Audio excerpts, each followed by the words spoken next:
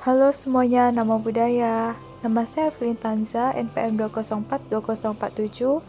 Hari ini kita akan membahas tentang perbuatan baik dan perbuatan buruk.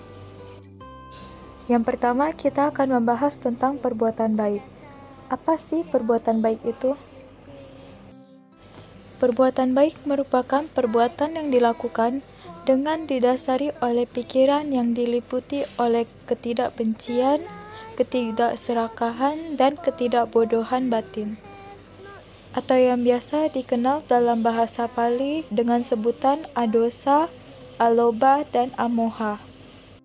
Ada yang mengatakan bahwa perbuatan yang didasari rasa ikhlas akan menumbuhkan hasil yang lebih memuaskan.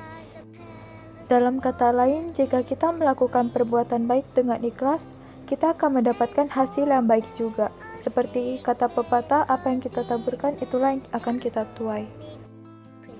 Berikut merupakan contoh-contoh perbuatan baik, yaitu berdana kepada anggota sangha, berdana kepada sesama tanpa membedakan, kemudian bermeditasi, kemudian menolong yang sedang membutuhkan pertolongan seperti donor darah, dan masih banyak perbuatan baik lainnya seperti berucap baik, berpikir baik, dan bertindak baik. Berikut merupakan akibat dari perbuatan baik yang kita lakukan. Yang pertama yaitu mendapatkan karma baik. Karena apa yang kita tanam, itulah akan kita peroleh. Buah dari perbuatan kita yaitu karma kita. Kemudian membantu yang lebih membutuhkan. Bantuan yang kita berikan sangat berarti kepada orang yang lebih membutuhkan. Dengan membantu yang lebih membutuhkan, suatu saat jika kita membutuhkan pertolongan, kita akan dapat dengan mudah pertolongan tersebut. Kemudian menanamkan kebajikan. Dengan menanam kebajikan, kita dapat menabung perbuatan-perbuatan baik kita agar bermanfaat di kehidupan kita yang sekarang dan di kehidupan kita yang selanjutnya. Kemudian, mendapatkan banyak teman. Dengan kita berbuat baik seperti berucap baik, berpikir baik, dan bertindak baik, orang-orang di sekitar kita akan senang berteman dengan kita dan kita akan lebih mudah beradaptasi dengan lingkungan sekitar kita. Berikut merupakan karma yang didapatkan dari perbuatan baik kita berdasarkan jangka waktunya. Yang pertama, karma langsung berbuah. Karma ini menghasilkan akibat dalam waktu satu kehidupan. Contohnya adalah perbuatan baik yang sekarang kalian lakukan akan berbuah di kehidupan yang sekarang juga. Kemudian yang kedua adalah karma yang menghasilkan akibat pada kehidupan berikutnya. Contohnya, orang yang sering melakukan meditasi hingga mencapai jannah tertentu, setelah orang itu meninggal, ia akan langsung terlahir di alam Brahma. Kemudian yang selanjutnya adalah karma yang menghasilkan akibat pada kehidupan berikutnya secara berturut-turut. Contohnya adalah orang yang sering mendengarkan dhamma, ia akan terlahir kembali di alam surga pada kehidupan berikutnya dan akan terus-menerus akan terlahir di alam surga.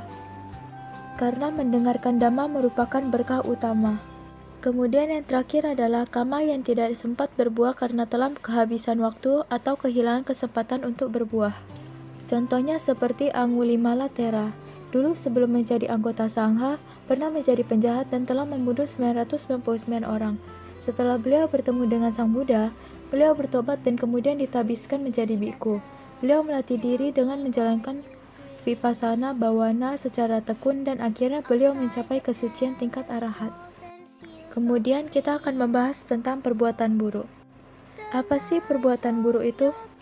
Perbuatan buruk merupakan perbuatan yang dilakukan dengan didasari oleh pikiran yang diliputi oleh keserakahan, kebencian, dan kebodohan batin, atau biasa dikenal dalam bahasa Pali dengan sebutan loba, dosa, dan moha. Ada yang berkata bahwa karma itu seperti hujan. Kita tak pernah tahu kapan datangnya. Sekali datang akan membasahi hati dengan penyesalan. Dalam arti lain, karma dari hasil perbuatan buruk kita jika berbuah, baru kita akan ada penyesalan.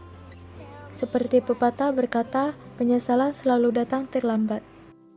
Contoh dari perbuatan buruk yaitu membunuh, berbuat asusila, membunuh hewan, dan minum minuman memabukkan. Ada beberapa contoh perbuatan buruk lainnya seperti berkata buruk, berpikir buruk, dan bertindak buruk. Berkata buruk yaitu seperti contohnya suka berbohong. Kemudian berpikir buruk contohnya memikirkan hal-hal yang negatif, yang dapat membuat tindakan kita pun negatif. Seseorang dapat dikatakan membunuh jika memiliki 5 faktor, yaitu adanya makhluk hidup, kemudian mengetahui bahwa makhluk itu masih hidup, kemudian berniat untuk membunuh, kemudian melakukan usaha untuk membunuh, dan makhluk tersebut meninggal karena usaha pembunuhan tersebut.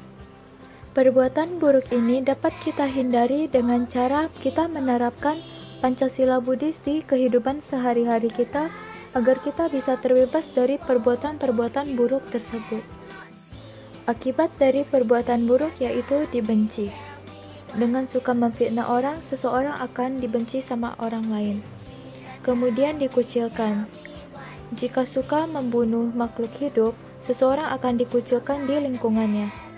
Kemudian tidak dipercaya. Seseorang yang suka berbohong tidak akan dipercaya di lingkungannya.